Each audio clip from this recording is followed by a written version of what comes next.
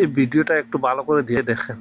দেখেন ছোট্ট ছেলেমেয়েরা যদি ঘরে থাকে তাহলে কি করে, কতটুকু দুষ্টামি করে। মা বাবা নামাজ পড়তে আছে দেখেন, এই দুইটা ছোট্ট ছেলে মেয়ে কি বদমাশি করতে আছে। আসলে মূল কথা হলো এমন ছোট্ট ছেলে মেয়েরা মা বাবার সাথে থাকলে মা বাবার দিল মন শান্তি হয়ে থাকে, আবার এদের দুষ্টামি সহ্য করে নিতেও হয়। কতটুকু দুষ্টামি করতে আছে কিন্তু মা বাবার সাথে, মা বাবা নামাজ পড়তে আছে কত শান্তিতে, দেখছেন। কারণ এরা হলো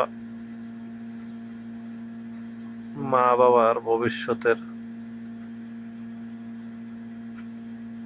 নয়নমণি।